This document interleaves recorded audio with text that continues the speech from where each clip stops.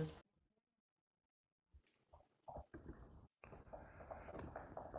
Hello. I Oh, Jimena, long time no see. Yes. And Sarah, Hope everybody's had a good holiday and everything. with one We've more holiday well, to one more go. to go. Don't party too hard. Gnostic Can style. Yeah. you guys hear me? I see Jorge right now. Yeah, we can hear you, Jimena, but we can't see you. Oh, okay. Yes. So, as always, we'll start with discussion, I think. If anybody has any questions, or either on the tarot or just about whatever has been going on in your week. I know the holidays can be a difficult time with the family, lots of triggers, but also, lots of also maybe good feelings too, depending on how things went. Mm. I have a question, guys. Yep. Well, it's not more like a question, it's more like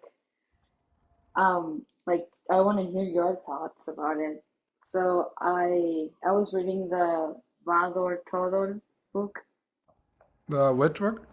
The Vador Todor is like the Book of the Dead, the Oh, okay. Tibetan. Oh, oh Have yeah. you read that book, the I've Tibetan book? I've read it. The Tibetan Book of the Dead you're speaking of, yes? It's The called that Bardo's, whatever. It might have a few mm-hmm, names. Hmm. Vador Todor, something like that. Hmm. And like it's interesting what he says when I was like reading it. He says, no matter how much karma you have, if you're able to read this and if you're able to see the light, because you have like 19, I think, or 14, no, 19 opportunities to reach the Buddhic state.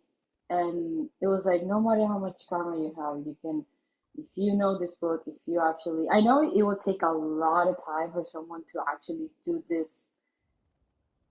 that, like after death, because it's, you have to, on your subconscious, you have to have it. But it's like, what, you can get saved just for Yeah, reading so that book. with that teaching is it's a pretty high level teaching. It really depends on the grade of spirit. We've talked about this in the past, right? So Oh, you depending did. on who our being is, it could or could it be true. It's about level of awakening is what they're speaking about. So at the highest, most meta level, karma and dharma is also an illusion. So if we awaken to the unity, then yes, we don't have to worry about balancing our books. We can escape. However, relatively, we still should be worried about karma dharma in the sense of just we need to work with it. It's a similar to working with the sexual energy. And also, it really depends on where we are because if we haven't had that comprehension internally yet and only understand that intellectually, then we're still more subscribed to the laws of that karma and dharma until we awaken to the point where we're past it. And even then, like I said, there's an understanding that we have to work with it. Just a lot of the karma and the dharma though that we create is illusory in general. So, in the sense of, okay, there's cause and effect. So, like if I run and punch somebody in the face right now on the street, there's going to be an effect and I'm going to get karma for it. But Yeah. there's also a lot of the karma, for example, that it only gives us karma because we subscribe to some type of rule. The one that really comes to my mind, for example, is that a lot of the institutions say, oh, if you disobey a master, you're going to get a lot of karma. But the thing is that that's true if you subscribe to that and you believe it. Because if I say that I believe that this is, now that is a cause, but it's a cause caused by my mental form. Yeah, So but if if you apply that logic to a person that does bad things, like bad things, so like murdering, being an assassin, Well, yeah, and right. But murdering is violating internal ethics. So that's what I'm saying. There's the karma that we get from actually violating, say, like the arcanum, the commandments, but also the Which is like arcanum. the laws of the Yeah. universe. So like somebody who murders so no matter somebody if you is subscribe. violating thou shalt not kill. So like I mean there would definitely be an effect for that. But there's also like more of an effect for example, for our intentions and stuff, and the intentions are controllable. So let's say um, you're in a situation where somebody is about to murder your family, and in self defense, you kill the person to stop them from murdering your family.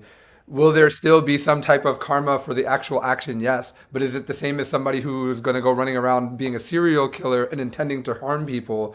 No, it wouldn't be that severe. In fact, it might be more severe to not defend your family. You might get more karma in that situation. In that situation, you get karma both ways, but you'd get more karma for standing by idly and being like, "Well, I'm pacifist. I'm just going to allow this man to murder, my wife and children." That'd be worse than if you defended them. So our thought forms and our reality also affect that karma and illusion. And to an extent too, if we're at a level that we're still subscribed to that, then there is the aspect of we have to balance our books to move on. But that's only if we're still existing in that level of reality. So what they're talking about in the Book of the Dead is that if we're above that layer of reality, then we don't have to worry about balancing the scales.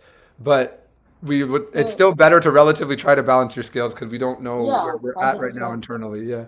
But it's just like if someone with bad intentions like Hitler reads that book, right? He he could have like learned how to master that level of consciousness in like because it's you can It would be practice it. impossible for a bodhisattva like Hitler to master that level of consciousness because it requires to be connected to the unity. So someone with that much external ego, um, You think will be would I mean, capable first of of it. all, well, to put it in perspective, Hitler's bodhisattva went immediately to the abyss, but he did so terrible, right? So in the sense of like that's we talked about the ninth sphere of hell. If you commit treason, you committed mass genocide on a global Yeah, scale. Before he even yeah. died as a person, he was like condemned to the abyss, and basically, And his essence was actually taken out of his yeah, body he before. was basically a demon. Like his essence was already committed down. Now, granted, though, Hitler was also a bodhisattva and there's vision. The master, the being of Hitler, sent him to do that and sacrifice that essence to do that as uh, a karma for the planet that needed to happen, and then gets maybe rewarded in whatever wisdom it gets in that sense. Because the master itself is not evil; it's just that. But the actual essence of the individual that does something that evil, like immediately goes to the abyss. Like they can't master escaping, like Yeah, you're right. that That's principle. But they do something that like that that. might be for Hitler, right? But if it's like, I don't know, Donald Trump or something Donald like Trump too is also okay. I don't know if Donald Trump's walking around essenceless at this point. It might be very likely. Even though he seems like. But I mean, his person is not necessarily very conscious. Even if at best he's like a black magician, right?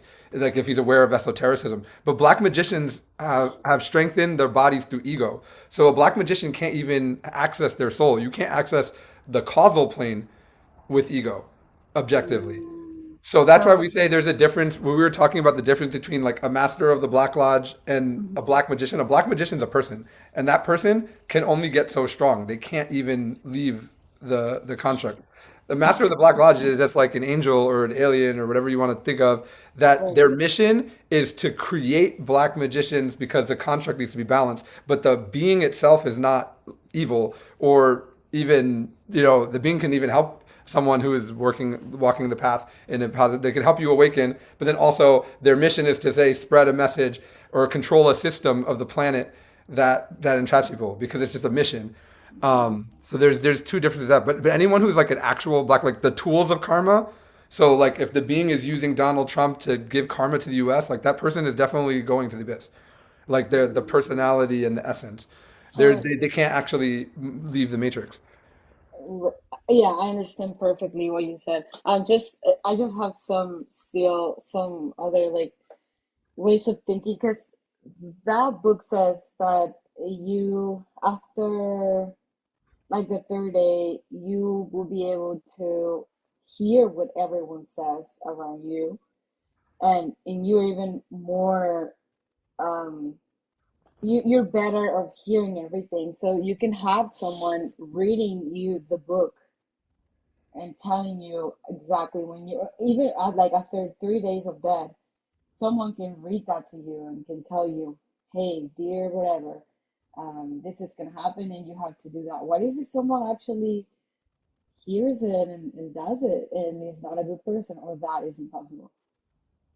I mean, I think when you're talking about like someone could hear it after 3 days that they're dead, they're probably perhaps talking about the period where we faint, so the essence hasn't fully left the body yet. Like that's why they say not to burn the body for 3 days because the person could still wake up. Um, obviously the information can be helpful. Then maybe if you're reading it to the essence to advance. I don't think at that point though the essence itself could just all of a sudden awaken. It would just depend on where that essence is at. But I don't know. I mean, that's just a guess. Those practices that the Tibetan Buddhists did, they would mainly do them for the people that were part of their order, because those people would spend their whole life training for the point of death, and their goal was to exit the body fully conscious so they could navigate the bardos. And that's who the book was written for. It wasn't written for the layperson. It was written for these people that spent 100% of their time training. And then when the person died, they would all gather around, they would do advanced practices and try and Right. send them as much information as they could to guide them to completely exit the construct and to not Yeah. be reborn, which is why they describe in their own way, in their religious context, they describe all the layers of reality, and Yeah. that at every layer they hope and they're trying to help the essence realize that all of it is you. All the Yeah. people around are you, all the table, the furniture, the Yeah. mountains, the killing, all of it is all you. And if Yeah. you can realize that, have that profound realization in that moment, then Brahma wakes up and the whole experience will end. But Mm-hmm. what happens is, if you read the book, that if the essence goes to the top layer and it doesn't realize, then it sinks down to the next layer and it Yeah. doesn't realize, and finally it comes down to human, and then it Yeah. gets born into a human birth. So their Mm-hmm. goal is, at any layer, if you can wake up, you can realize up to that Right. level.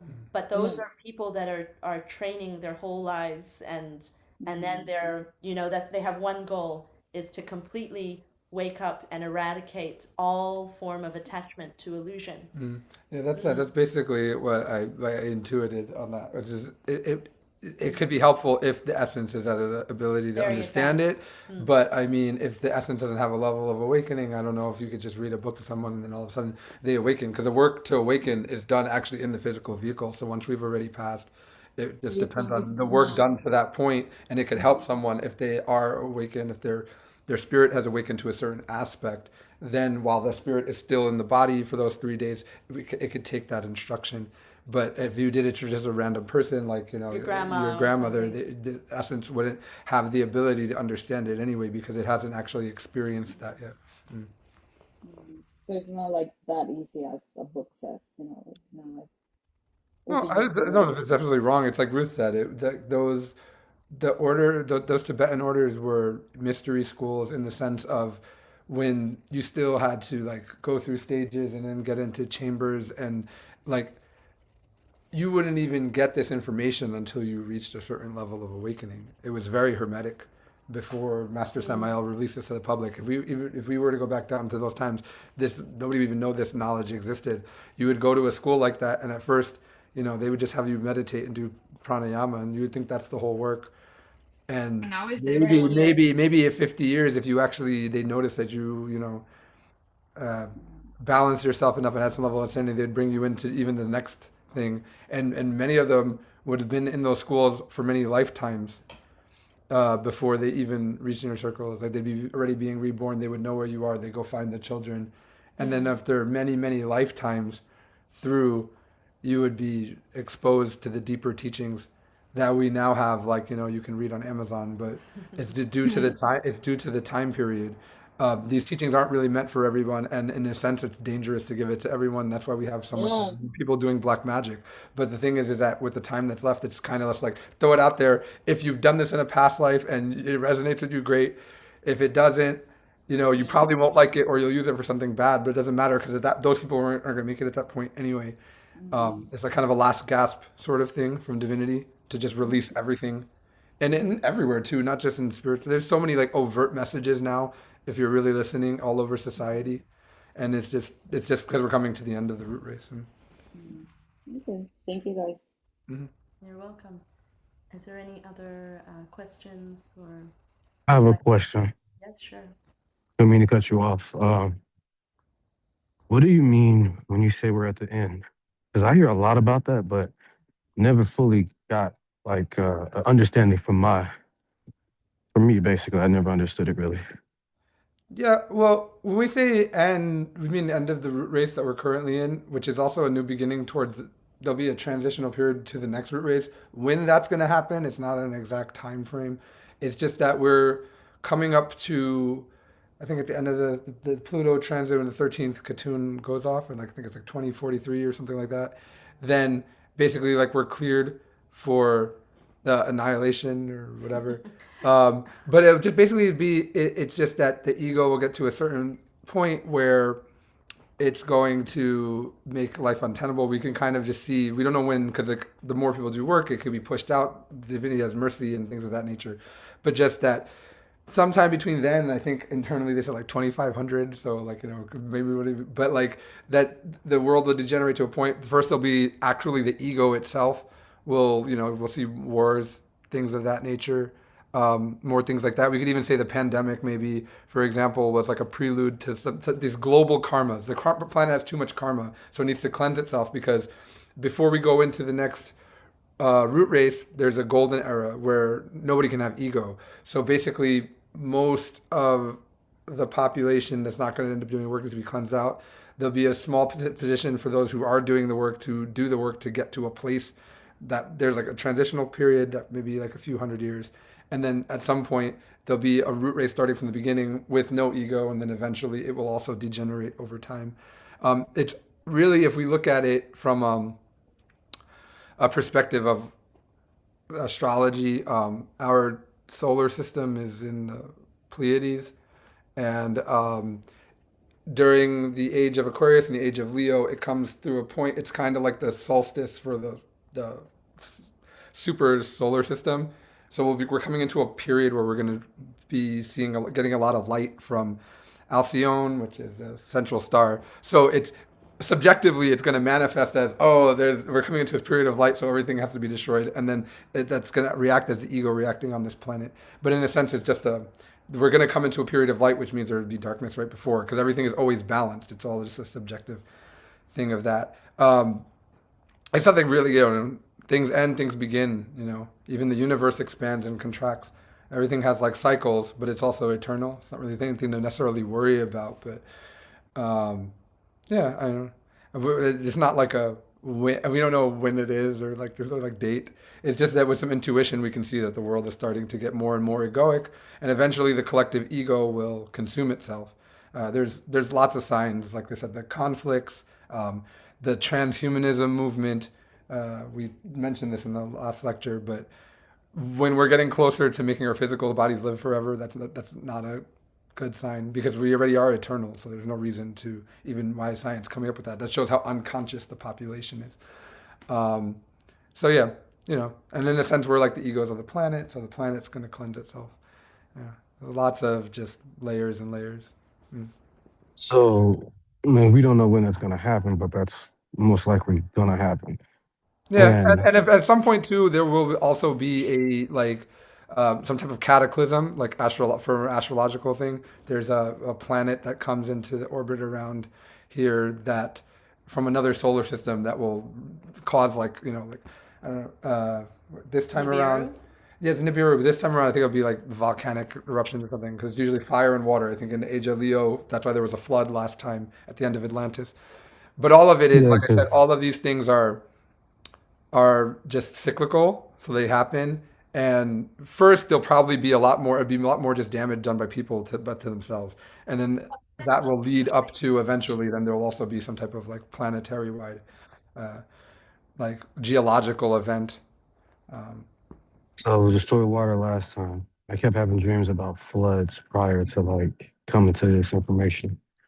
yeah, Atlantis. If we look at any of the old religions, they all have a story of the Great Flood. So Yeah, whether it's and Sumeria, so uh, Greek, Egyptian, and and Aztec. so now basically you're saying like volcanic, basically this time or fire, and I so I think no, so. Don't hold me to that 100%, but I believe in no, no, The Mayans I'm just say that it goes between fire and water. So Lemuria was ended by it's also some type of like volcanic activities and things from the magnetic field being changed, and then like Atlantis would have been a flood, something like that. Mm. so what's kind of so basically that happens again, and then the people who survive, and then they will have legends about this time, basically. Yeah. With some discernment, our mythologies probably go all the way back to Lemuria. Um, like some of like the Genesis myths and stuff, because we talk about in both Sumeria or Genesis, and we look at like Eden, right? Eden almost certainly is talking about the time of Lemuria. And then like the flood is during the time of Atlantis. So any myths that were before that were probably Atlantis. We just don't know. We just just go Yeah. back. But if we were to follow, since it's in so many different religions, that there's like some genealogical timeline. Yeah, it's probably Well, accurate. There'll be more. There'll be a shit. third. Okay. There'll be a third trilogy to the Genesis myth, maybe for the next release. Yeah. Yeah. Think I'm seeing that now because Yeah. just what I've experienced, even what like kind of like visions, premonitions, kind of feels that way. That's why I was just trying to get an understanding because I've heard it so much. I just wanted to get like a clear kind of. Yeah, I Uh, mean, the most important thing is just to do the work and not too stress about it. Both in like gnosis and like the alien people and all that. Basically, the idea is that those who are consciously working whenever the world goes to a bad point will be taken either for gnosis. It's an island in the Pacific.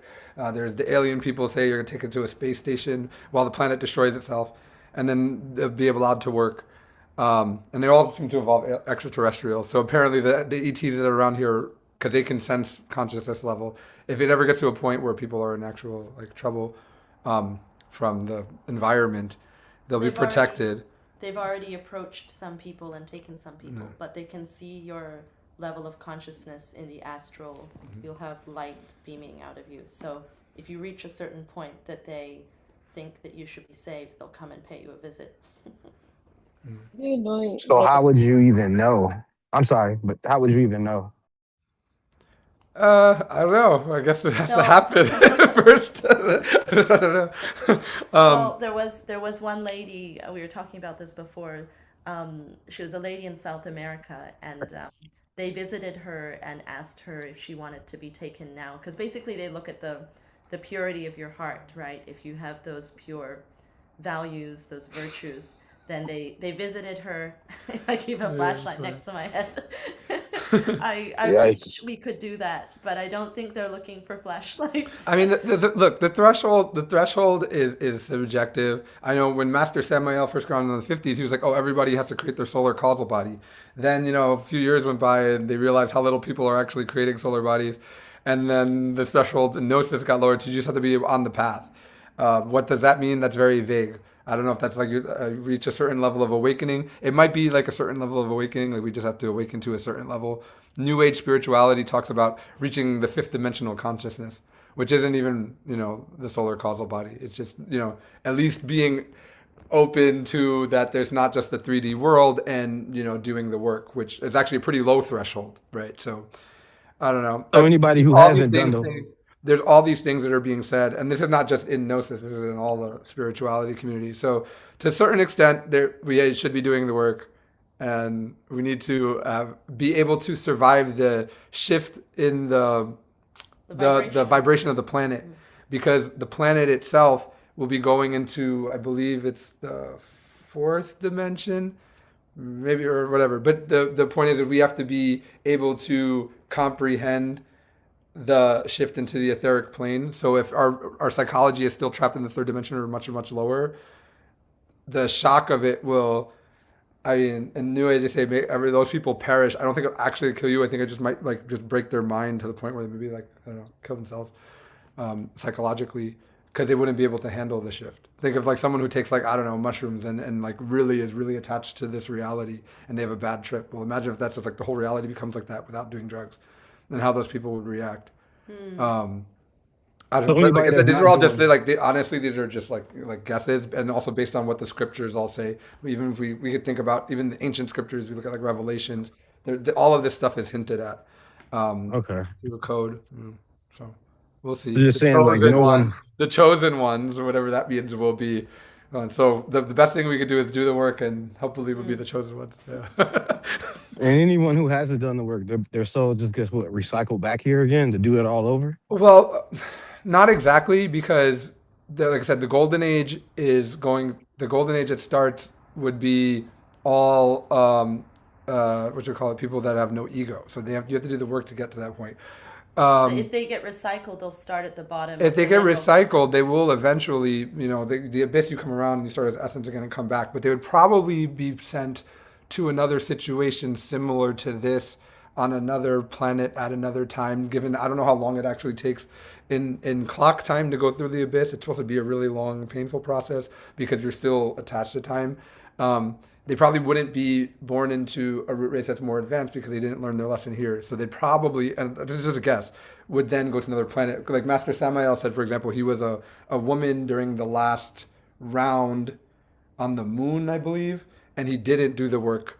And he didn't get reborn until Earth in Lemuria here, right? When Each. then he was able to fall. So it's not that you don't get reborn, but you probably wouldn't be reborn in the next root race because it's now that's on the upward spiritual trajectory. So it'd be reserved for people that are at that stage. Hmm. But yeah. But if you were scheduled to go to the abyss, like for an essence that is completely consumed by ego, then that would go down. But it just depends on the stage of the essence. Or Okay. him. Thank you. I didn't mean to get you guys on a long-winded answer, but I needed some information. Thank you. No, no, no. It's fine. It's always good to look at all of these things. Just remember, like I said, they're all subjective. It is kind of cool though sometimes to see how the same story is in all these different things, right? So we get so much that's just like gnosis, gnosis, gnosis, but actually it's in everything. It's in the ancient myths. It's in like I said, the alien people are getting this from the aliens are telling them this. The New Age people are saying the same thing. So to an extent, like I said, I can't tell exactly how things are going to happen, but it is something that's coming, and it's true. At least with some discernment. Okay. Hmm. Thanks. Hmm. Yeah, okay. Well, I think it's a good time for us to move into our first meditation practice before the lecture. So we can go ahead and turn off our cameras.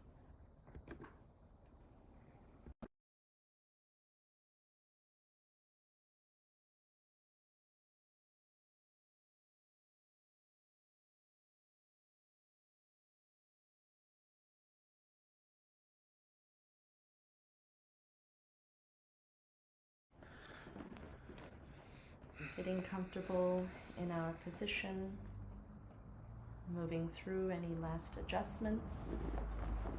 So we are ready to relax. Taking some deep breaths.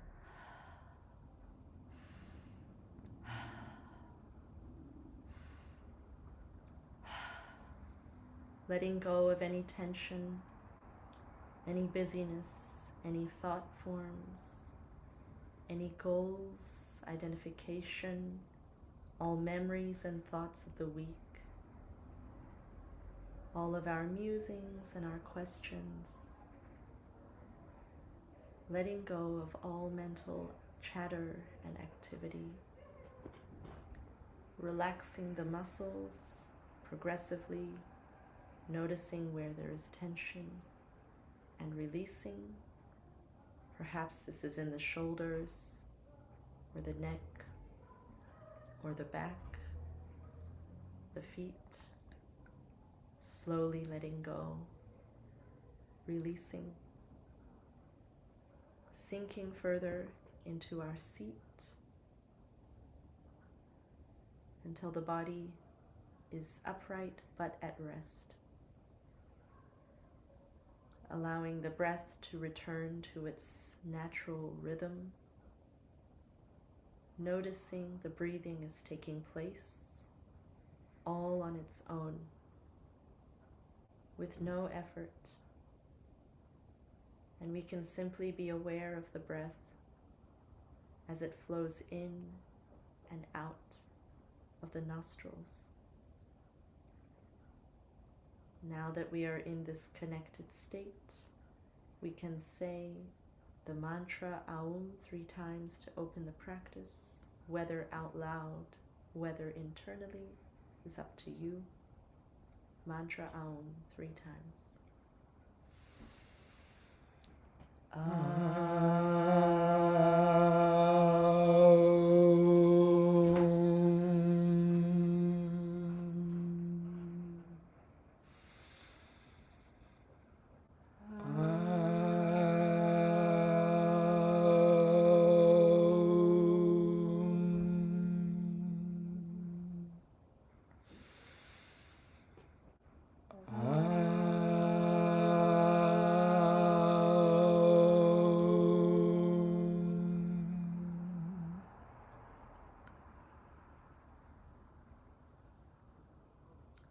sitting in the stillness with our attention in our heart, we direct our focus towards our being. My Lord, my God, my higher aspect, my very own inner divinity, I reach to connect with you, to shed the weights and obscurations, the kleshas, the things that blind me to my true nature. I let go of these obstacles, fears, anxieties, negative emotions, the incessant churning of the mind. I let go of all these things so that I can contact that which never left me, my inner light, my guide, my source, my strength, my virtue, my soul, the unity. In this place of stillness and connection, this place of knowing, I allow the energy, the potentiality, the light that is joined within my heart to expand. With visualization, I see this light expanding so that my whole body is full of light. And now my surroundings are full of light. And I begin to sit within this light.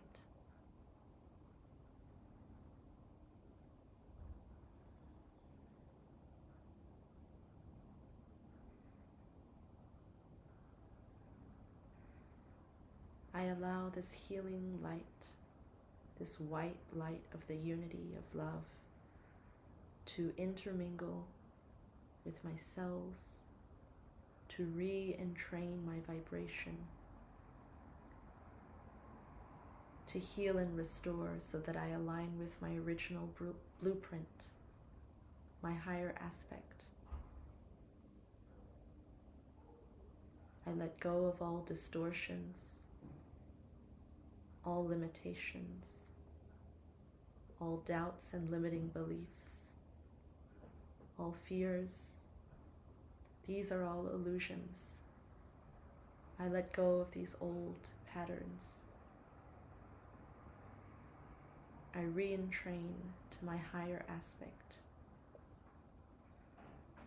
both in the cells in my body and completely throughout my energy field, throughout all of my bodies at every level. I realign with the unity. I shed all fear, all programming of deference and subservience. I shed these things. I contact Source at the highest level, that which I truly am. I am that I am. I shed all systems of control, all programming and manipulation. I contact my own inner authority, my own light, my own vibration, my own unique key which connects me to Source. This will not be taken from me.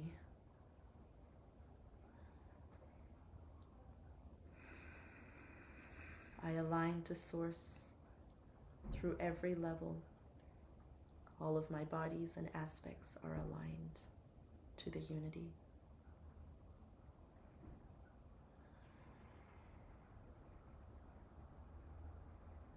I now sit in and hold this alignment.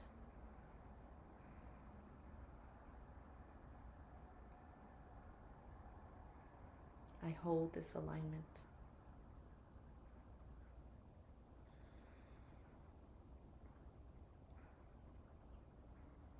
I hold this alignment. I am that I am. I am the awakening consciousness.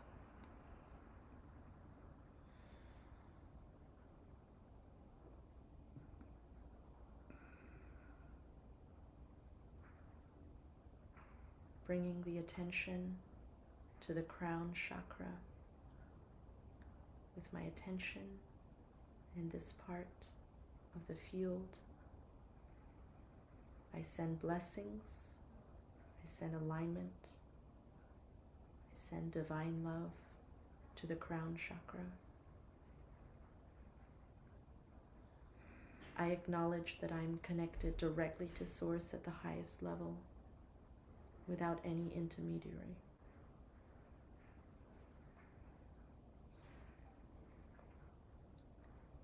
I shed and reject all conditioning, all egoic filters which obscure the view.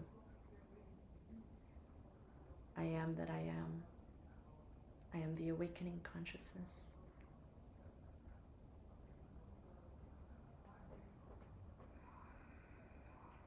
More and more every day, my polyvoyance is being activated.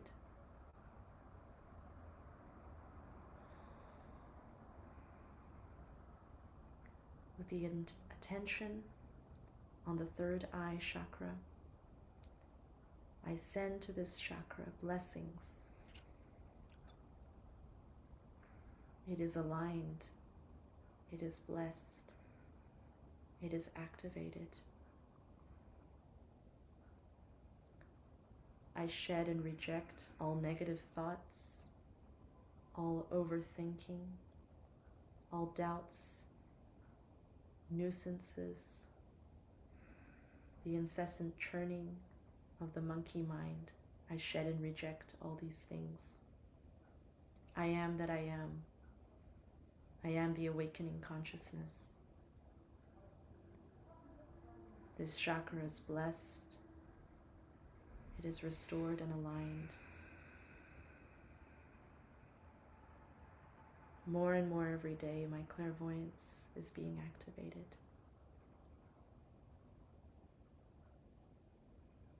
And my behavior is restored in order to protect and nurture this chakra.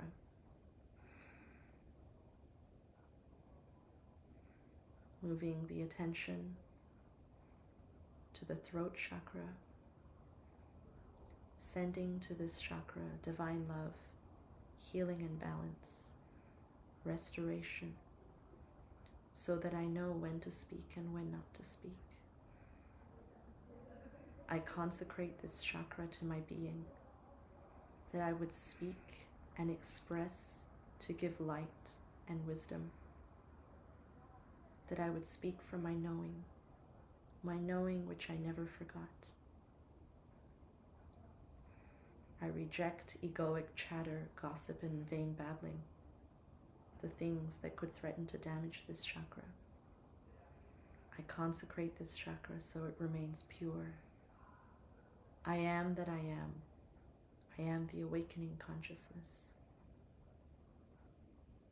With the attention on the heart chakra, feeling the being, bringing a sense of divine love,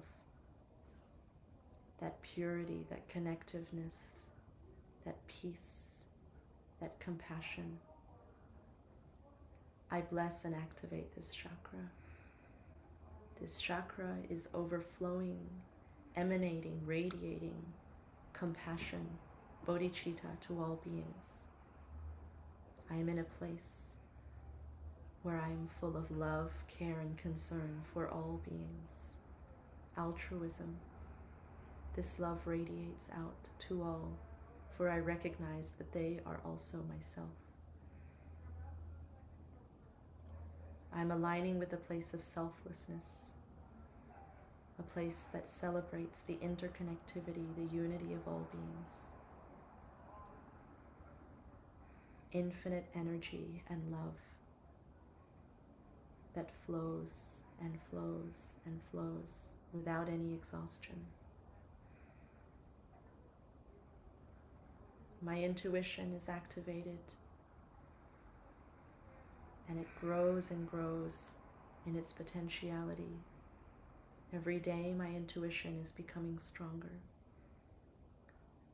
I reject all negative emotions that could damage the heart center.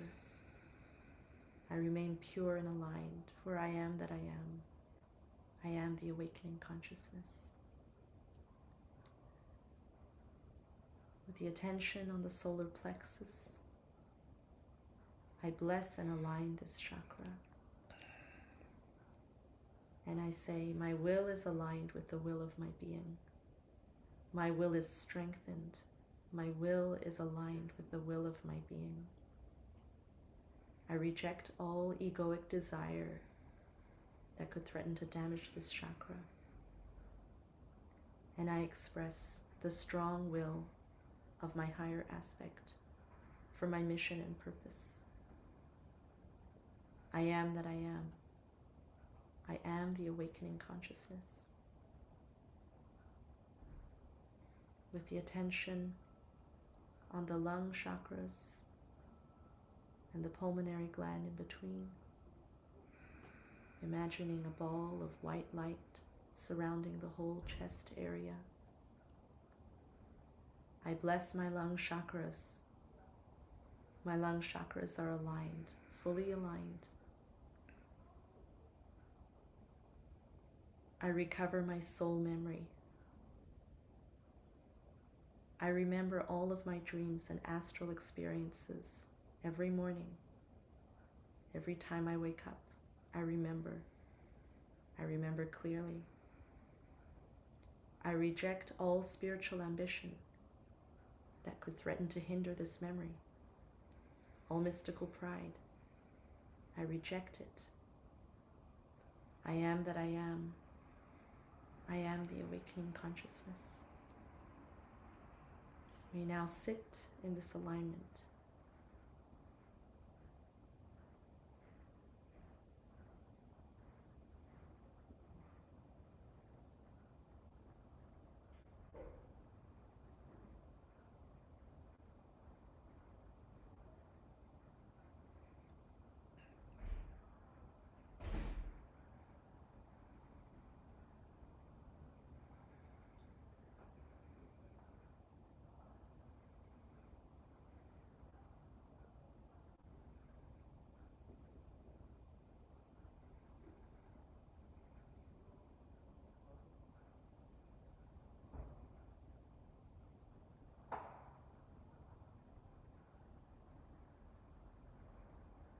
Holding this alignment, holding these frequencies in this new entrainment, we integrate, we sublimate, we incarnate.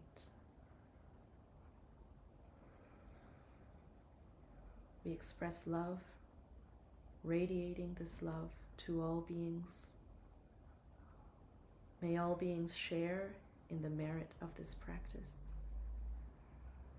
May all beings be happy, blissful, and at peace.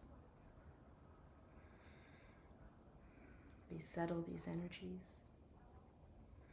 Gradually we begin to return to the physical body, keeping this new entrainment. When we are ready, we begin to move the limbs and slowly bring this practice to a close.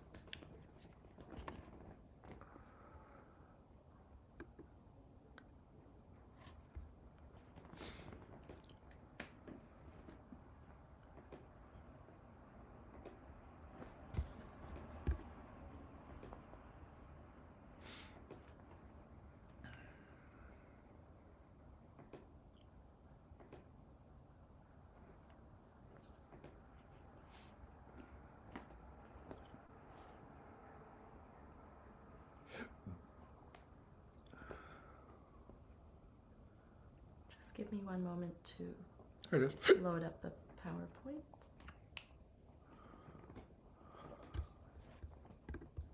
I think I've done it wrong. Oh, No, you got now it. You can see it. It's just Okay. a little laggy because, It's a bit slow. yeah, so. So everyone is back? Great. All right, so today we are on class 10. We're nearly up to 22, so we're making good progress. But today we're going to be doing cards 17 and 18. Just going to quickly check the comments. Oh, you're welcome.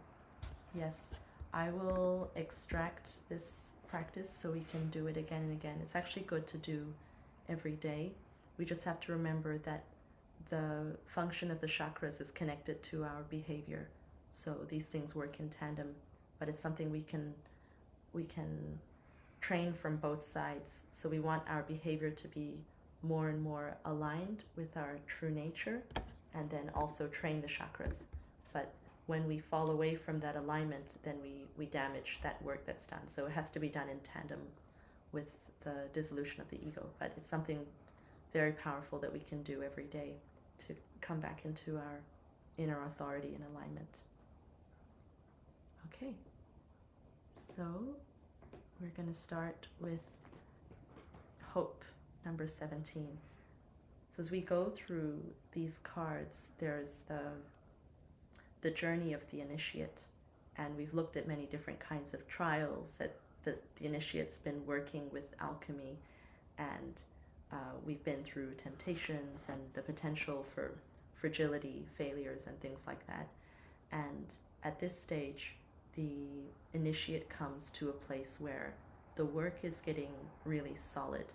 So if you get this card when you're asking, how is my work, then you're at a very good stage. There's hope that everything is, all of the work that we've been doing to lay the foundation is coming to a certain stage. And for some people, it could be the moment when they've incarnated the Christ, and that's represented by the 8-pointed star that we see here. It means that your Christ has been born. But obviously, if we, let's say we're not working in alchemy and we get this card, then it may not mean that, but it could mean that. So we'll start at the bottom. The bottom of the card has these 2 triangles, and who wants to make a guess at what that could mean? Because we've mentioned these symbols, some form of this symbol many times. So I'd love it if someone could tell me what it means.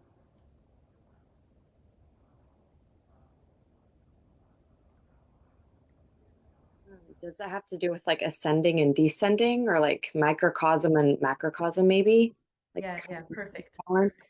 Yeah, because we've got 2 triangles, right? So we've got the up, we've got the down, we've got spirit ascending and descending into matter. We have black and white, which is duality. So you've got male, female, you've got the 2 poles. And what it means for us in practicality is the full balancing of our energy. We have a very complete system that gives words to describe everything in Gnosis. Sometimes it can get very complicated, but if we wanted to clear all that away and say it simply, it's simply to balance your energy. And that's why you can have other systems that use different words and different methods, because it's all the same thing. It's to balance the masculine and feminine, to balance our energies all the way up. And when we see these 2 triangles united, they haven't become a star yet, but we see the shape of a cube. So we see the work is reaching a certain stage where there's transformation. And this brings us back up to the star and the 17, because 7 plus 1 is 8, which is why we see the card 8 here. Justice. The 8 is a reference to the Venustic initiations, which is why it said that this card could mean for some initiates that they've incarnated their intimate Christ. And I put a picture here of a candle. This is a way we can represent the stage that the initiate can reach as a single practitioner. If they're working with pranayama, they have a very small light. It's still a light. And if that is the situation we're in, then it still needs to be lit. But when we reach the stage of incarnating the intimate Christ, we've been working with alchemy probably for 30 years, then this is not a candle, it's a star. So it's the next stage. And we see the female here, she is completely naked, but there's nothing lustful about this, the nudity is a representation of purity. It's like there was a man that went to, it was a guru who went to visit a young man, and this young man was interested in spirituality, but he just found it on the internet, some YouTube videos, and the guru was coming, so he ran upstairs and he was going, oh no, this guru is coming, I need to tear all my nudie cutie posters off the wall before he gets here. And the guru came in and he caught this young man halfway through, about to tear this picture off the wall, and the guru said, no, leave it, it's the Divine Mother. Because of course he was so pure, he couldn't see anything profane in this naked image. And so that's what this is like.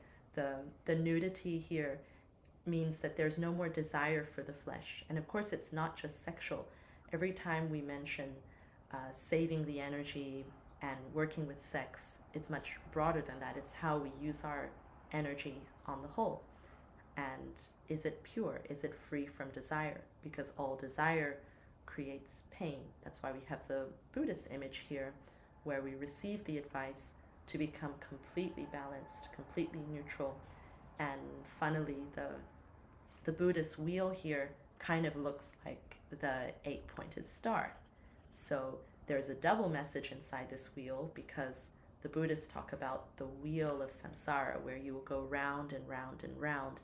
And the goal working here is to reach the point where we can incarnate our own intimate Christ.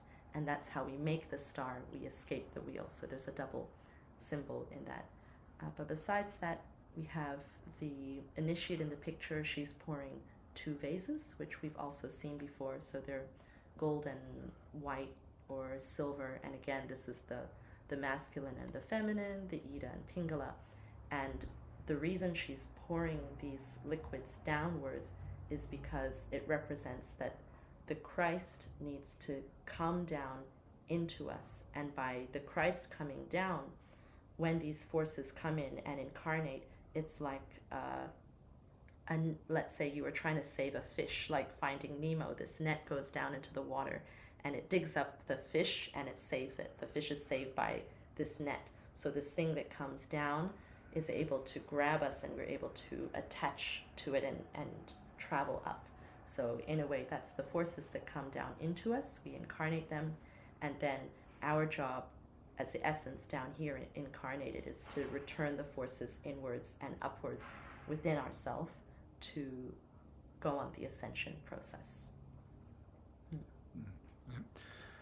Well, with this card, practically,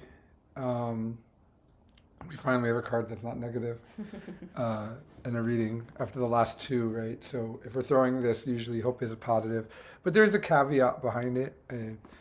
Similar to, as Ruth said, this is related to justice, which is 8.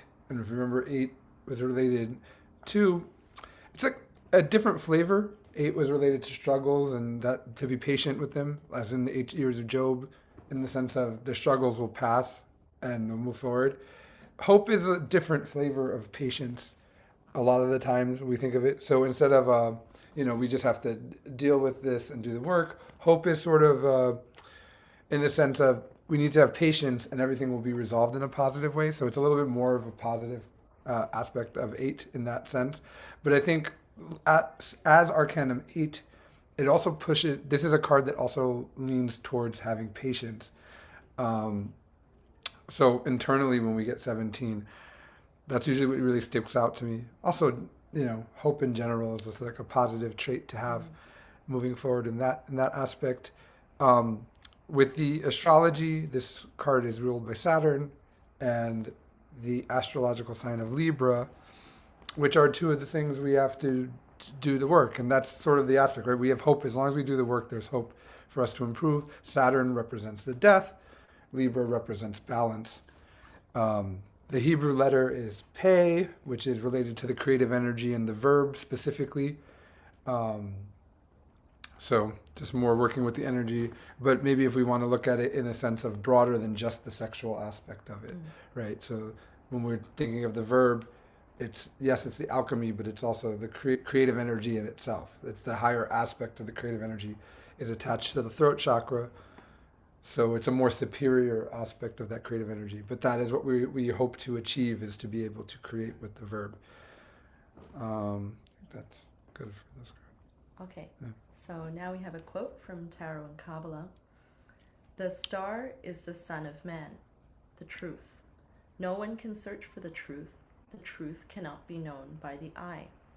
No one can search for that which one does not know. Satan, the I, the ego that we carry within, cannot know the truth.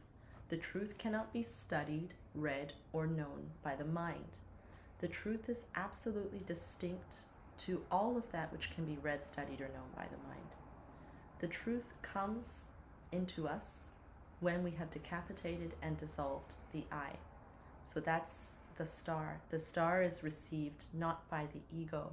The ego can never know. The ego really, really, really wants to know, but it can't. The knowing can only come when the ego is gone. And that's the interesting and beautiful part about this work, is that only in the process where the ego dies will we get to know the truth.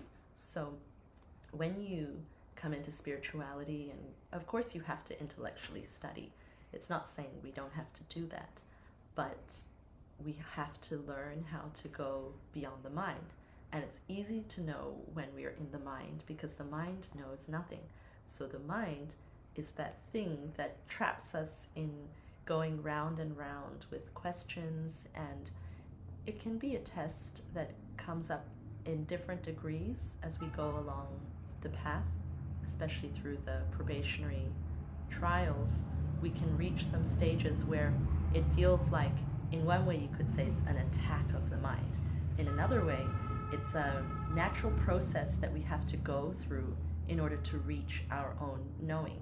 And often when we face this test, we can be bombarded by multiple sources that try to tell us what is the truth. And these are all different points of view, different perspectives, but the truth needs to be found within us.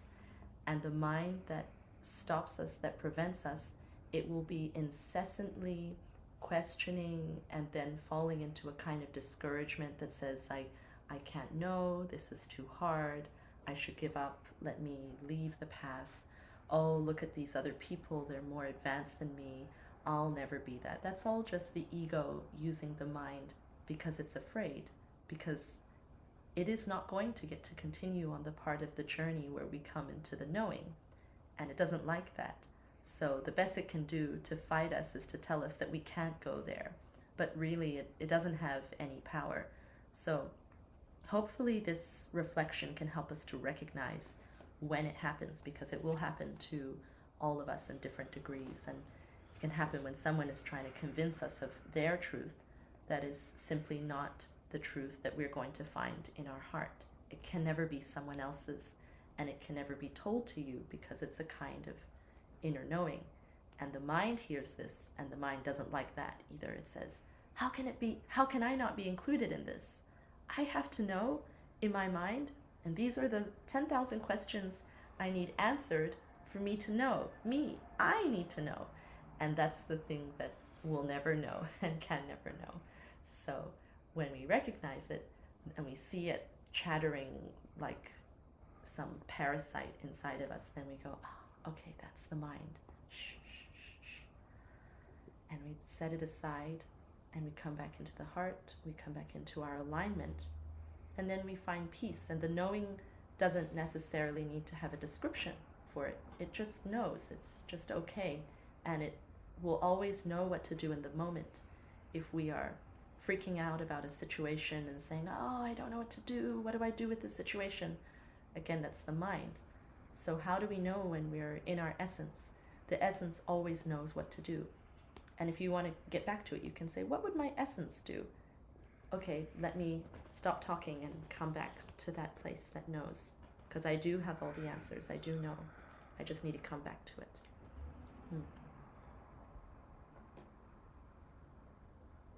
Now we have some mythology that ties into this. Yes. So here we have the photo of Aphrodite being born out of the creative energies of the water. And it's a very interesting symbol in the sense of we think of Aphrodite as the logos of Venus, um, which we've talked about as being the first ray that is the recapitulation down from the ray of creation before it splits into the seven rays in that aspect. And I think the mythology of the birth of Aphrodite really points to this in a symbolic way. Um, I don't know if you guys are familiar with the myth of Aphrodite, but she actually wasn't born from any of the other gods, but was born from the sea foam when Cronus castrated Uranus, or sorry, Uranus, and because Uranus is Roman, Uranus, and then not to be crass, but his genitals followed to the sea, and then born from the creative energy itself was love, right? So this is a very interesting symbol in many ways, but basically it shows how love in what we have is manifested is our direct connection to the creative force of the life force. Oranos represents that top trinity, like the All Father, or the Absolute. He's the sky in the myth. I believe the sky and the earth, so the cosmic divine mother and the cosmic father have the Titans. Kronos is also Saturn in Roman mythology, but he represents that ray of death, or also that aspect of reality that is the material, the Maya, right?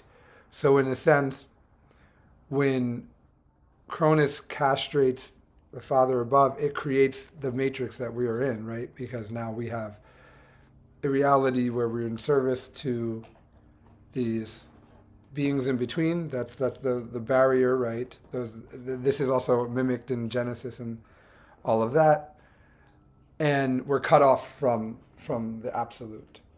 So even our gods are these lesser gods that took over from that, and they're beings that are higher, superior to us, but they are that.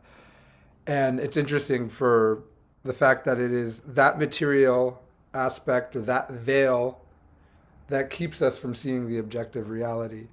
But also at the same point, through that act, love is born as our connection to that infinite unity through the sexual energy, because it is that is our aspect, is our sexual energy, our creative energy, births love. So that is our subjective view of the creative life force.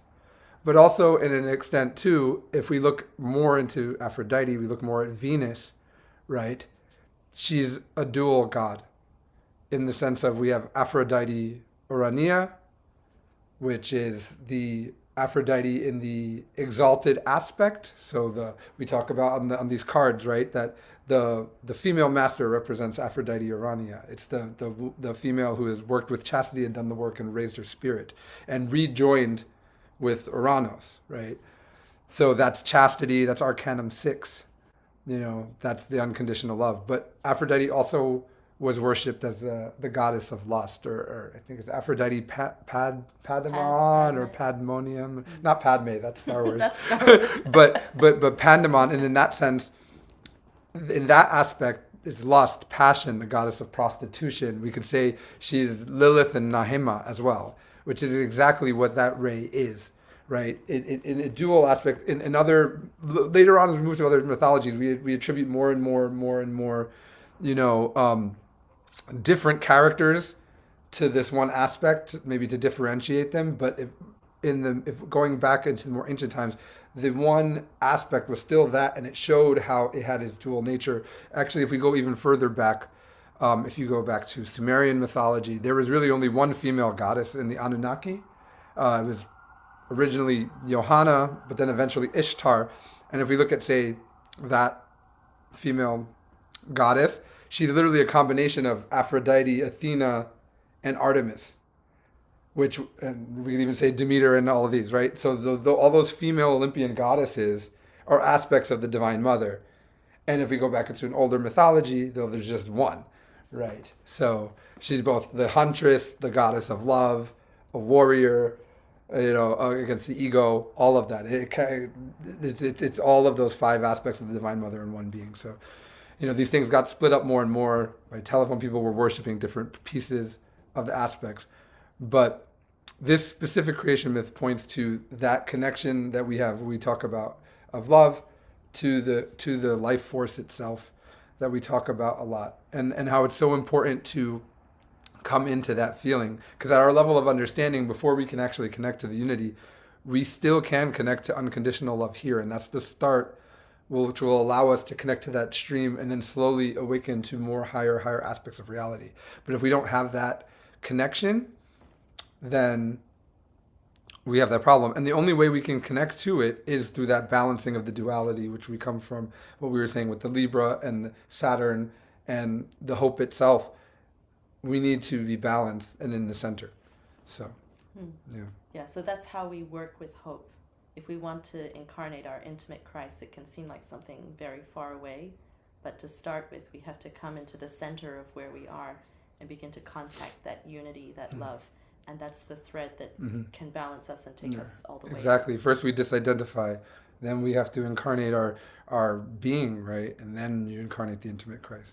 And then from there you can incarnate the Atman and get out of the construct and things of that nature. But it's always back in the center and with that feeling and that one ray. And it's also the ray that can take us down. So we have to be careful with that. The passion, the desire. So here we have a quote from Master Lakshmi about Arcanum 17. And he says, in hope, we have to work in the hells. We need these works. In these works, we need to strengthen understanding, will, and discipline.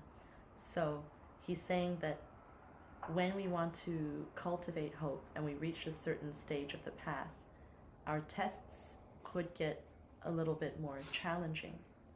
That's why he says work in the hells, right? But the hope is that we can be triumphant as we develop our ability to perceive. The understanding is the view that comes from the Holy Spirit, that understands everything around us, the perspectives of others, the so-called attacks, whether from our own mind or from people around us.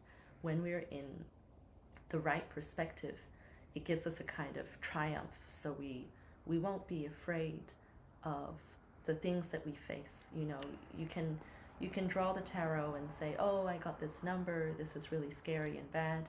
The next tests are going to have a lot of darkness or betrayals, and I'm scared of this part of the path. But really, if our will is strong and we have discipline and we are aligned with our higher aspect, with our being, and we understand, so we know these trials have to come to us, but we don't perceive them from a place of fear. We see that, oh, this negative energy has to come to me at this time, at this point at the path, or for something that I'm working to crystallize, something positive. So I receive it gladly, and I'm not mad at the other person for doing the role of betrayal or any kind of accusation or anything like that, because I realize it's a big cosmic dance, and we're all just souls that have agreed to, like in New Age they say contracted to play different roles, and the beings that come down, they stand around and say, oh, okay, what are you going to do? I'll do this for you. I'll betray you and I'll be mean to you. Okay, that's good. That's really good for my lesson. And then I'm going to be hurt for a while, but then I'm going to understand and I'm going to get over it and I'm going to gain wisdom. And then they shake hands and say, okay, let's go. Let the drama begin. So when we have this understanding from the Holy Spirit, this wisdom, then nothing really can faze us. Nothing is going to scare us or cause us to become discouraged. Yeah. And I think it touches back into like what we were just talking about, in the sense, like you said, we have to have that hope because we have to descend down and come back up. But as long as we have hope, as long as we pull back to that center, to that love energy, we can get through whatever. That's what connects us to the will. The will is Tifereth, the soul, right, which is also right down that middle line. The soul is ruled by Venus. Astrologically, these things are all coincidences that aren't mistake, and we work with Cronus, right? We work with death. We have to work with ego death, but we also work with the other Saturn. We work with our inner Lucifer to purify him to come back up. So it's through both the Divine Mother and her helper, Lucifer, which is reminds me of what we saw at Eleusis in the Eleusinian mysteries, which they use different Greek deities, but they use basically we worship Demeter and Dionysus, also the Divine Mother, Lucifer. These are the things we work with, and as long as we are always working and have that hope, we will work through the things and we can move forward. Yes, Zimena? Hi, so I have a question regarding that because I always hear, can you guys hear me? Yeah, we can Yes. hear you. Oh, okay.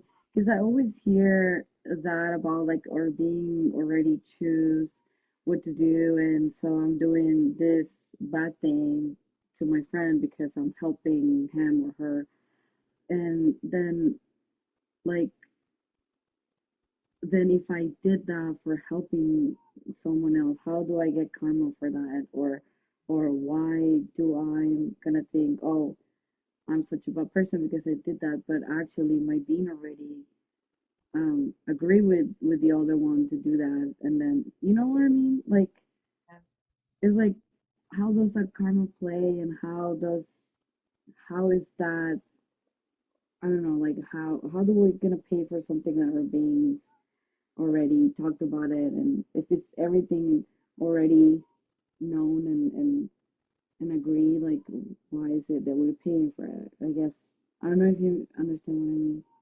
Yeah. I think it's, well, first off, we have to also understand our being, our higher self is also us. I mean, right now we're cut off from it, right? Because we're Yeah. asleep in this illusion. We're a piece of that. But in the grand scheme of things, right? The being has us do these things. And yeah, sure, there's some karma, but maybe we need to pay some karma or something for a lesson that we need to learn. Obviously, these things are very abstract, but also once we do work and we connect back to our Atman and we come back into full alignment with our higher self, then we'll probably understand why we did it. And also, we wouldn't be attached to the suffering that we went through in the moment. At the moment, it's suffering and pain, and there's karma that needs to be paid, but probably at a higher level. Like, remember, we were talking about before, there's sometimes where we come to things and there's karma and there's karma. And from the perspective of source, you might need to take this karma because it'd be worse karma for you to do that way. And from that perspective, that our higher aspect is looking at us, that might be what we need to do to from the grand picture. Because the being the higher self, although still within the matrix, is at a level of kind of omnipotence for the matrix. So in a sense, like our higher self can see through time and space, so knows what will happen or what needs to happen, and also is more connected to source. So if there's a mission that's coming down, it could position us like like a character in a game to do what needs to be done. And for us, it might seem negative, but in the grand scheme of things, probably is something that needs to happen. And once we reconnect to that, it wouldn't have we wouldn't our perception of it wouldn't be as something negative anymore, more than likely. And also, it's the rules of the game. So, like what you're saying about another being has agreed to do something, say, negative to me, but we agreed for that to be my lesson. And then, how is it fair that that being gets karma for doing that when they're technically doing me a favor? But they agreed to it knowing that they would get the karma and looking at their balance and how they were going to pay it because that's still the rules of the game. The karma is not a punishment, it's just the result of certain actions that they know are going to happen. We mentioned this example before, but it's like taking out a loan. It's like, how come I have to pay interest? No, I knew about the interest and I accepted it for the loan. I wanted to get $1 million at 8% interest, and I agreed to that, and now I'm going to pay the interest because I wanted the $1 million. So, for whatever the soul is trying to do, it decides, okay, this is a karma that I can take for this Yeah. purpose. There's also the aspect too that, and I mean, this is obviously relative, like from inside of the game, but the further you descend, the further you come back up. Not that necessarily it's, I mean, we all have to want to have all experiences from a meta level, so people are going to go through the things that they do. But at that moment in time, that being may want its essence to do something like we talked about. We brought up Hitler before, right? It may want him to be descended to the abyss Into that the much abyss. to create some type of future conditioning for the essence that it needs to go through as well. I mean, at a meta level, we all live all the possibilities anyway. So I don't want to say it's like, oh, some do that to get ahead or something, because not necessarily that either. But relatively, it is. Yeah. So. It's yeah, it's just yeah, I understand. It's just because the whole death of the ego are what I think is every time I do is like I pay attention to everything I do and I say. And sometimes it's like, okay, I hurt someone, but like I could just say, yeah, it's my probably my our beings already talked about that, and that's why I did that. And so it's like a way of not, I don't know, not dissolving an ego, I guess, because you can believe that your being already talked about it. I don't know. It sounds stupid. Oh yeah, It sounds really yeah. Like I stupid. said, it's a little bit abstract. Like I see what Jorge Yeah. made a joke in the comments, which is funny, but actually, like it wouldn't be the essence that's colluding; it'd be the Atman, and that is it is that is an important like fact Distinction. distinction. Yes, because like remember we talk about people that are New Age say that maybe had a near death experience, or they just remember like what they were before they were born, and remember the personality dies, the person dies. So if we're conscious enough to sort of remember that process in between lives, or we get an experience like that, what we're seeing it is actually from the perspective of our higher self. So we don't want to get into the things like, oh, I did it, I chose it, because then we're violating internal ethics, that thou shalt not steal. So we're taking credit for something that the being did. The being is us. So in a sense, like, yes, we did, but not me, the person. We didn't really choose anything. It's just that we don't go on after death. So if you have any type of memory of something going on in between lives, it's you in one of your, either in your soul at Tifereth, or you as the Atman. So that aspect of us does negotiate our karma, which is still in gnosis, right? Our being negotiates our life based on the karma that we have. It's another subjective way of looking at it, but it is important to know that the being, or the higher self, can throw down essences, maybe depending on its grade, even maybe more than one, right? You've been incarnated more than one person, to accomplish a mission that it's given, because it actually has a direct link to source. Um, Which is funny because then you could marry yourself as well. mm. Oh yeah, just like twin soul families, all of that type of thing. But Okay. technically, though, we're all marrying ourselves, because like I said, at the Yes. highest level, we're all one thing. So does it really, Yeah. It's matter just about the unfoldment? a closer unfoldment. Yeah, closer unfoldment. Yeah. Okay, so now we come to Tarot 18, and we have another quote here from Tarot and Kabbalah. In the 18th Arcanum, we have to pass through bloody battles against the Tenebris, the Black Lodge, the Abyss, Temptation, the demons that do not want the initiate to escape from their claws. This is the path of the razor's edge. This is the path that is full of dangers from within and without, as it is stated by Master Sivananda. In the internal worlds, the Tenebris of the 18th Arcanum violently assault the student. So this is very interesting. Now, it's nothing to be afraid of. It's like a tougher grade of the path. You have some bigger challenges, because the other things are easy. Like you don't get mad at anyone anymore. You don't gossip, and you think, oh, okay, I'm pretty free right now. I'm pretty detached and happy. So now you're gonna have some direct negative attacks from people, maybe from internally and externally, different sources. So before we get into that, let's look more at the symbols on the card. In the bottom, we have the scorpion, and there's an upside down triangle. So we know that this is something to do with descent, with negative energy. And the scorpion also relates to Scorpio, for which the angel is Samael, the angel of strength, right? And he governs Aries in the head. So when we work with the scorpion, this is a reference to that the Kundalini needs to rise up the spine and go to the head.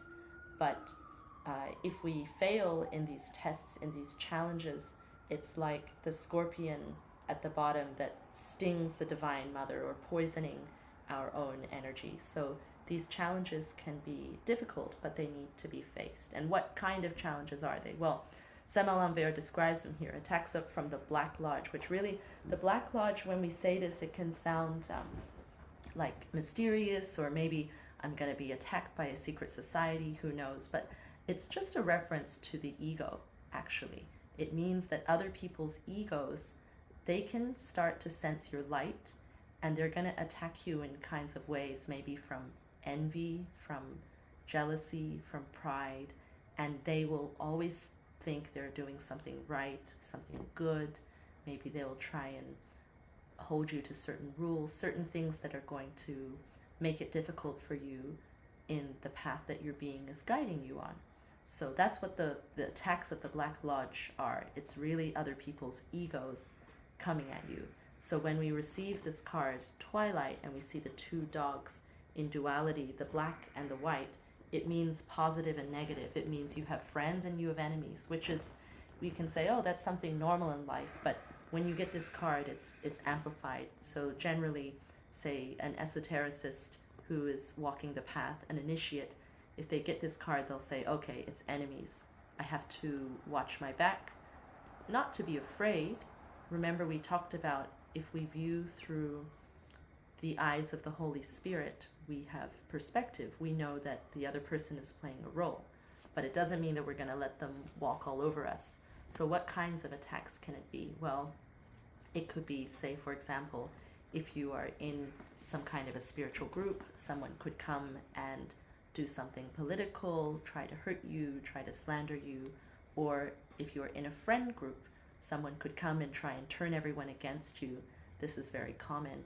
And we've seen it happen to other people that we've spoken with when they were doing something, say, very big, and there were a lot of people involved, and they started to have more influence. Maybe what they were doing was a little bit public, and then after they were building something like a point of light, building a place where souls can come to be nourished, well, it's too much light in one spot. So then the devil or the Black Lodge, the ego, the opposing force is going to come and try to fight that. So they'll come in and say, oh, how can you do this? This is wrong. You should be doing it this way, and I'm going to tell you the correct way. And the way that they are going about things is often going to be something that looks good on paper, but the intention is, the subconscious intention is to destroy the thing that's been built up. So they'll always say it's something good and nice, and I just need you to do these 10 things that if you do them, everything will fall apart. And so a weak person who is not defined and is not yet aligned with their mission and their purpose, their being, will cave. And they'll say, oh, I'm so sorry. Whatever you say, I'll just do it. You're right. Let's conform. Let's take the easy road. I just need to, if I just keep doing everything you say, it's going to be fine. But now we're not championing the truth. We're not standing up for anything that's right. So as an example, let's say that someone comes and says, oh, I need you to use your position to slander this person. Here, you should write this letter, and let's make everyone turn against this person. Let's do these things. Someone in that position might say, no, I'm not going to be involved in that. And then they'll say, okay, now we're going to attack you, for example. So these are all examples of different things that can and do happen as we build up something that is energetically larger, because it's not like we're trying to build something, but as we begin to move more and more aligned with our being and their purpose, tremendous energies build up and things begin to unfold around us in the way of influence and being able to nourish other beings in the unique way that we are being guided to do, to fulfill our purpose. And when we do that, we stand out, and then these attacks come. So we need to know about that. And if we receive this card or this number in a dream, or if it's amplified, like if it's a big, big warning, it could say instead of 18, maybe 1800 or 18,000, and then okay, this is going to be really big. It means that you're doing a good, big work, and you're going to have a lot of negative energy come to you, and you have to be ready to be like water and to be able to move through these circumstances, but never give up your inner authority, your mission, and be weak and sacrifice what you're being guided to do, what you know in your heart is right. But if you do, then it will come around again. You may have another chance in the future. And this card practically also on a practical reading is usually negative. I mean, 18, as Master Semi said, points to enemies. Um, this is similar kind of to passion. So it's a 15. 1 and 8 is split of 9, right? So 9 is the hermit, the path. So this is the path split across duality. So in a descended form, because it's trapped within duality. As Ruth pointed out, all of these symbols point towards that. You know, the dogs are the creative energy. The scorpion is related to Scorpio, it's creative energy. We look at the planetary ruler as Uranus, and the astrological sign is also Scorpio. Scorpio being the Assad and the creative energy and in the physical manifested form and our sexual energy, and Uranus, as we mentioned earlier, being the cosmic creative energy and Da'ath. So even that is like dual, like those two energies we have to work with and reunite. So on this card, it's all split, right?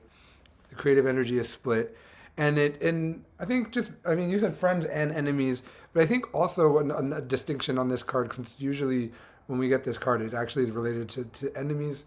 Otherwise, we would just get 9 straight up.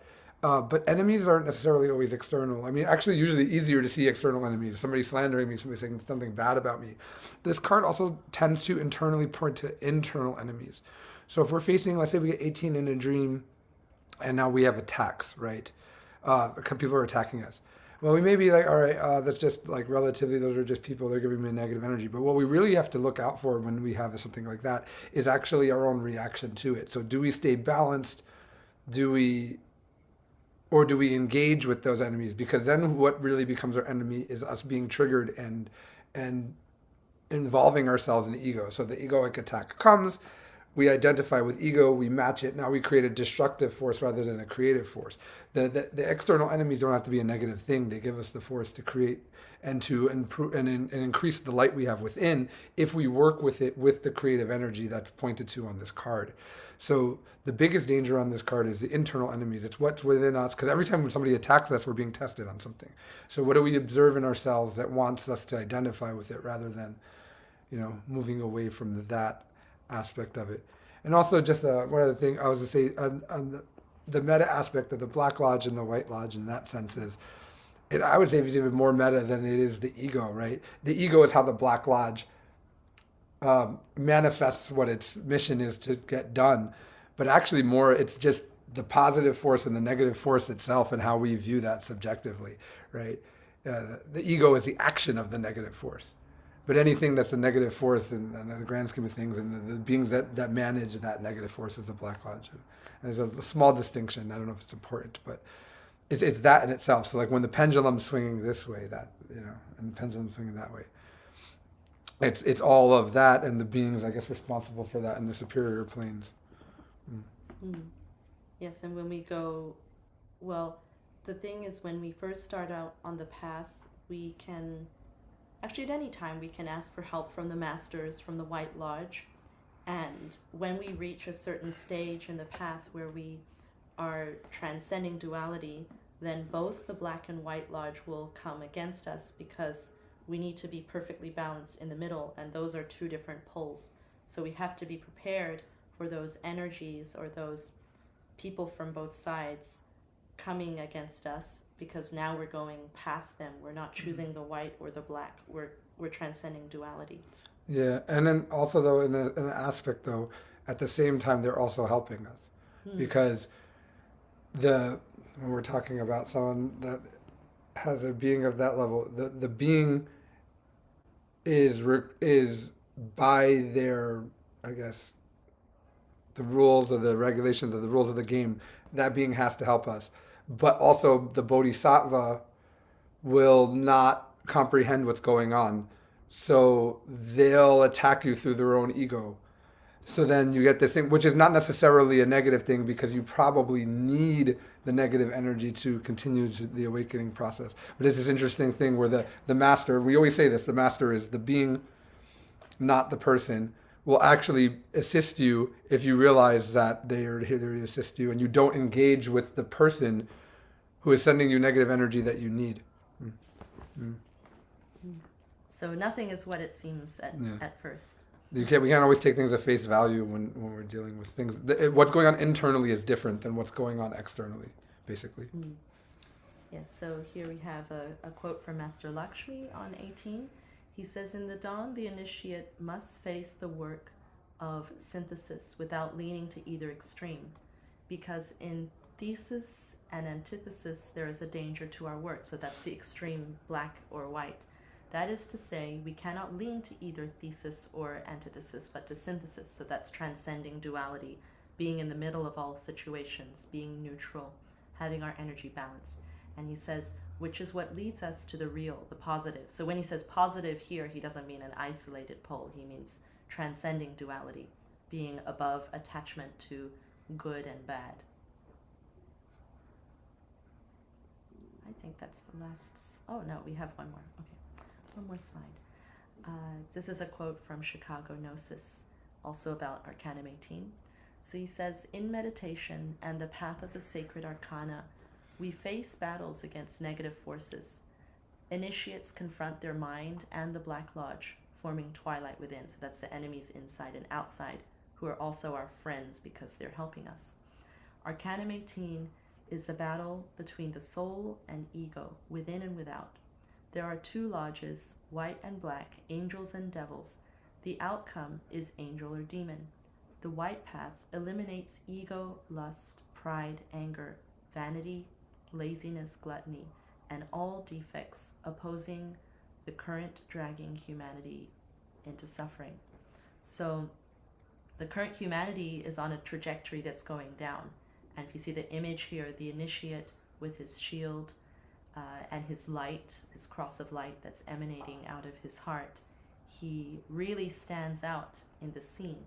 And on either side of him, we see the black and the white lodge, and then all of the egos that are threatening to attack him. And he's not identified with any of it. He's outside of all of it. And if we look above him, there's also beings above him that he's not necessarily a part of. They can be his helper, they can be help or hindrance, depending on how he responds to them. But at the end of the day, all of these are, they're symbols, they're metaphors for energetic forces that we experience and become aware of. We give a name to so that we can understand what is going on energetically. And the summary in all of this is to disidentify and balance. So if we get 18, don't be afraid. Just know that the key through this part of the path is that we have to seriously do the work to eliminate the ego and face all of our defects. And we do that by disidentifying, and we want to be completely balanced. So no matter how big the obstacle, the thing the challenge that's coming to us, we can overcome it. It's like, I don't know who here is an anime fan, but in Demon Slayer, right, the main character, or actually all of the demon slayers, they find their strength and their ability to slay the demons, which are the egos, by mastering the breath, by coming into complete balance. So they can only kill the demons and conquer when they remember themselves, they self-remember. If they just get all emotional and they start attacking, now they're using the ego to fight the ego, and it creates resistance. But every time they self-remember and they come back into that perfect balance, so they're in harmony with the elements, then suddenly their moves are so swift and they can kill or destroy those demons because of that perfect balance. So if you want to be encouraged or inspired and you like anime, then that can be helpful for the anime fans. Yes, Mm-hmm. Demon Slayer is a very, very profound anime, Mm-hmm. and also just great animation if you're into that. Actually, since we have a little bit of time, do you want to pull up the slide of the Pleiades constellation? Yeah, So I go have back that to what we were handy. talking about from the question Yes, earlier. Demon Slayer is very esoteric. There's Yeah. so much there. It's a Really, actually, a lot of shonen anime in general has a lot of value in that sense because of the. I don't know if it's necessarily that all the artists are probably not even like awakened people, but the style and the type of, I guess, creativity that comes out from that style of storytelling tends to bring that out. Plus, with the Eastern wisdom and the culture, because there's a lot of good ones. I say JJK is another one that's pretty good, where they fight curses And same thing, and the guy stops time in the moment, the infinite domain expansion. It's like, come on. But all right, so if we look at this here, this is what we were talking. This is what I was talking about to answer the question before, and kind of along the lines we were talking about what happens at the planet, and it ties into what Ruth is saying that you need negative energy to create this thing, and we look at things that recapitulate down. So basically, at every level of reality, we can see the same things. For us, it may manifest as this big apocalyptic event, but in the aspect of our solar system, so that's ours, that's our solar system, it's just coming around into a period of more light. And then that manifests down through the planets and stuff that this big thing, this planet's going to come in and there'll be this thing. So the planet itself preparing for this, everything has to be in balance. So preparing for this light, this period of light that's going to be about, I don't know, I think it's like 2,200 years or give or take like that. There has to be all this extra negativity, and which will end up being a cataclysm. But the ego has to build up the negative energy for the force to birth this new era that's going to come through. So if you see here, that right there, that's the age of Aquarius, and that's that period. And if you see on the reverse end, the last time it happened would have been at the end of Leo, coming into Cancer. Cancer being a period of rebirth because it's ruled by the moon. Aquarius is the new age as it is a water bringer. So that's how we think of it in astrological terms, the energies. But these are why these energies are there, because on a grander scale, outside of even beyond our solar system, these are just the energies that are working in the Pleiades. So I just wanted to show that graphic because we talked about that a little bit from that question earlier. Mm. There's a few recommendations of different anime. Yes, they can. It's so fun to find the esoteric references and realize what all the characters are. We were talking about this, that the creative energy knows all of this wisdom. So when the artist is tapping into the creative energy and they're very aligned and connected to source, the person may not know it, but they're able to channel these archetypes. You can have some more on there. It's the old classics, Hunter x Hunter. Pretty much all of them are based off of Dragon Ball. And then you also have like, I don't know, like Sailor Moon and stuff is like literally like the logos. But, yeah. Yeah. So many good things. I also like Dr. Stone is pretty cool if you're into like sciencey stuff. But yeah, if anyone has any questions, I don't think it's, I mean, Yeah, that. or we that could do a brings us short to the practice. I to don't the know. end. We're at 3:40, so Yeah, we could either do a discussion or we could do another 15-minute practice. what would you guys like? Oh, anime watch party at our house. Yeah, whoever wants to visit, please come by. There's always there's pretty much a meeting almost every night or every day in the center here. Yeah, just just tell us when Sunday. you're gonna be in town. Sunday we're online, and Friday we have it online. But otherwise we're usually here. Wednesday, no, we go to Theosophy, so we don't do that Wednesday. Yeah, Yeah. don't come on Wednesday. Don't come on Wednesday. Yes, but we'd love to have anyone visit. Okay, so were there any questions from the lecture or any other questions that anyone had? I did have one question. If you guys could kind of clarify, I think I'm a little bit confused still um, with like the Black Lodge and White Lodge. Like obviously we know the Black Lodge is always trying to like get us to descend, and the White Lodge is like trying to support us to ascend. So I guess I'm still having a little bit of some trouble wrapping my head around um, the White Lodge, like us also not being like supposed to, I guess, like what am I trying to say? Like I know we're supposed to transform duality and we're not supposed to attach to either side, but isn't the White Lodge like their whole purpose is for us to go back to source and to support us in that way, or is that not? Yes, all of those beings. So it goes back to the quote that I brought up where Jesus says in the Piece of Sophia, "Let the kings be kings and let the slaves be slaves." Actually, both the White and the Black Lodge, the actual masters, so the venerable masters, can assist us if we realize that basically think of them as like the elementals of the middle triangle. So you know how when we reach a certain level of mastery, we control the elements. We reach a certain level of awakeness above that, we could also gain assistance from the logos, like the rays. They're like part of the construct. Now, as far as like when we say a master of the Black Lodge, we're not talking about a black magician. A master of the Black Lodge just has a mission that they're running, say, like a system like politics or a religion, right? And that system for people that are not awakened creates ego in them. So they're just managing a part of reality that creates negative energy. But they themselves are basically sort of like an angelic being, or maybe we call them demons, but a demon in that aspect isn't really a demon. We're not talking about someone that's in the hell realms. They're beyond the ego, right? They're living in the sixth or the seventh dimension, and they just are following a mission that's given to them by the construct, and they have to go through some sort of procedure, a certain number of universes, before they can get onto a path where they can go out through Da'at. So they're part of the Matrix. A good example of that would be, if you've seen the Matrix, actually the actual movie, I believe it's in the second one, when Neo comes across the Merovingian. The Merovingian is just dealing with cause and effect, and he basically like toys around with the humans that are really unconscious. But they end up helping Neo because Neo is at a level where he knows to do it, and they give Neo what he needs to continue on with his mission. But at the same time, they're also cruel to like the people that are asleep within the Matrix. It's just they're beings that are further along on their development relatively, because they might not be, because we don't know what our grade of spirit is within us, but they're further along in a physical nature. That's why they're masters, but they're still below the unity.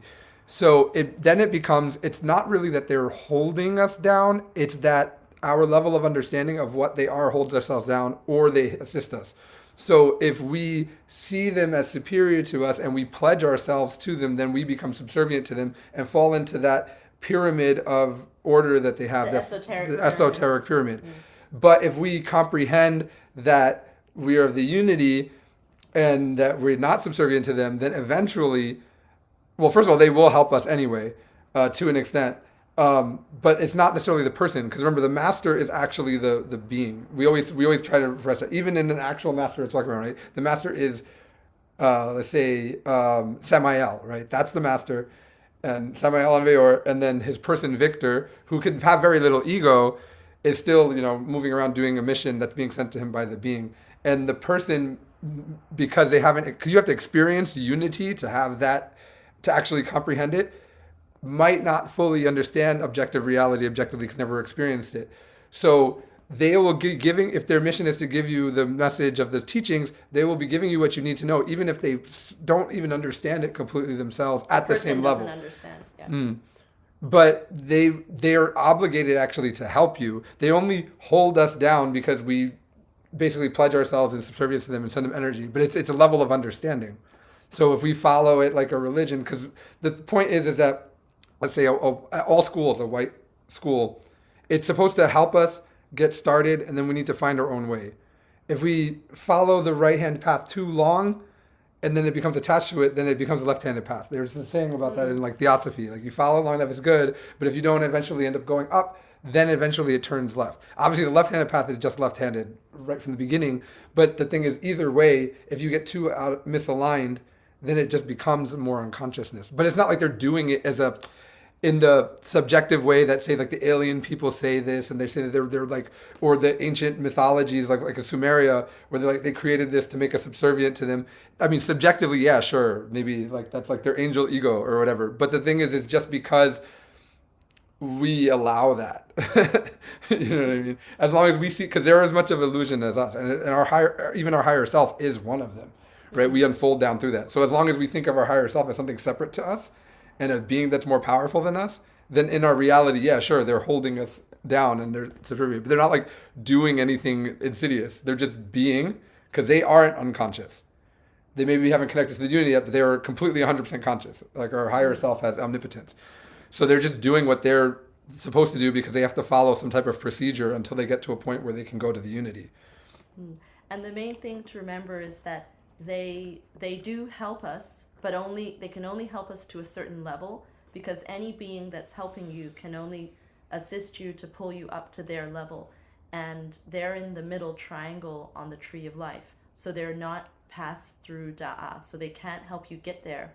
They'll keep telling you things that can be helpful at first, but then at some point what they're telling you may not be right for you because you're going past them. It's like going into a new territory and they're trying to read to you from a map that's from somewhere else, and they're saying, oh, you should go left here, but you go, oh, I can't, there's a boulder there, and they're like, no, no, you should go left, because they're using a different map. So you work with them and you receive assistance from them, but you can't become attached to the instruction they give you, because at some point when you start connecting to your own frequency, then suddenly if you follow everything they say to a T, you're going to go back down, because you're now going past where they're advising you you should do this, this, and this. So when we go to a school, we can receive instructions, but we have to know that at some point what we're doing may surpass what they're doing in that school. And then they can't actually tell you anything more that's going to help you, but they'll be adamant that you should stay with them. And that's what we mean by the Well, White Lodge. the person though, see, Yeah. like the actual being may guide you to do something else through the person that's not even aware of it, because like I said, they are not unconscious like we are unconscious in a sense. So they have all the psychic abilities, they have all the clairs, they can see the future relatively and stuff. So they're probably more aware of what we are internally than we are ourselves. So if they feel that you're not right for something, they'll guide you in the best way they can. Maybe they won't have anything they could tell you to help you actually understand the things you're understanding, but they might guide you to a place where you're better off away from what's going on with the masses, things of that nature. Yeah, but the person may not know that they're doing it. Like if you're awake, you can be communing and receiving information from their being through the person, and the person may or may not know what is happening. Yeah, and But you guys may see this even with like a regular instructor sometimes. Let's say you go to a class and you're dealing with something, in your life, and the teacher says something that sounds like it's exactly about what you're going through, right? That's they're connecting to their being at their level. Of course, with a master, because they're always connected to their being, it happens a lot more. But it could happen with anyone. It could be a regular person on the street, and it just says what you need to know. But that person's not trying to actually tell you. It's their being, and that's where the masters could be really helpful. Even if you externally it seems you're at odds with them, is that they can give you information. Their being through they channel at such a high level, and they're such a conduit for that higher superior being. That being through them, even they could be like admonishing you, but meanwhile teaching you something that you need to know. yeah, exactly. Like in the past, when I would go to the center, the Gnostic Center in New Zealand, and I went with my friend, and we'd often go home in the car and say, "How did they know what we were talking about?" And you just felt like they were always reading your mind. And then sometimes you would ask them, and they would say, "No, I don't.